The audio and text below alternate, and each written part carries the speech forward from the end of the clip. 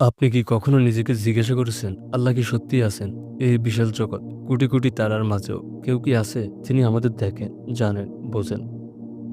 আজ আমরা যুক্তি দিয়ে, বিজ্ঞান দিয়ে, হৃদয়ের অনুভব দিয়ে খুঁজে দেখব আল্লাহ আছেন কিনা। আমরা যদি একটা মোবাইল দেখি, সঙ্গে, সঙ্গে বুঝে যাই এটি কেউ তৈরি করেছে। একটা গাড়ি, একটা বাড়ি, একটা চিত্রকর্ম।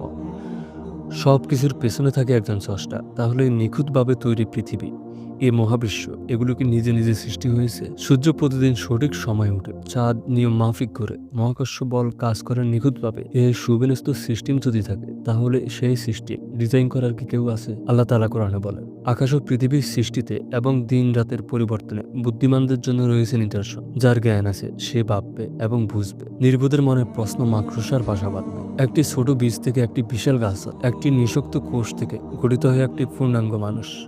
কে দেয় তাকে প্রাণ? কে তৈরি করে তার মন, অনুভূতি, চিন্তা? বিজ্ঞান ব্যাখ্যা দিতে পারে কিভাবে একটি ভ্রূণ গঠিত হয়, কিন্তু কেন এমনভাবে হয়? কেন একটি কোষ জানে কিভাবে পুরো শরীর গঠন করতে হবে? এই প্রশ্নের উত্তর বিজ্ঞান দিতে পারে না। আল্লাহ বলেন, আমি মানুষকে গঠনের পর তার মধ্যে রুহ বা আত্মা ফুঁকে দেয়। এই আত্মা, এই চেতনা, এটাই প্রমাণ করে যে আমাদের সৃষ্টি শুধু পদার্থ দিয়ে নয়, আছে এক পরম শক্তির স্পর্শ। আপনি লক্ষ্য করেছেন মানুষ বিপদে পড়লে কার দিকে ফিরে তাকায়?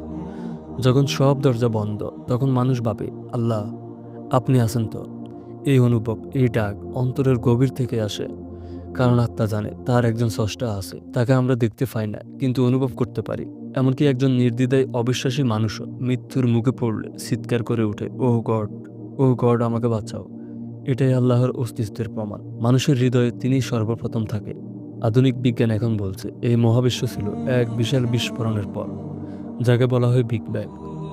এই বিস্ফোরণ যদি শুধু বিশৃঙ্খলা সৃষ্টি করত, তাহলে কোনো জীবন থাকতো না। কিন্তু তা নয়। এই বিস্ফোরণের মধ্যে জন্ম নিয়েছে সৌন্দর্য, নিয়ম, জীবন। এই অসাধারণ নিখুঁত সামঞ্জস্য কিভাবে এলো? পেছনে আছেন এক সর্বজ্ঞ, সর্বশক্তিমান স্রষ্টা, আল্লাহ।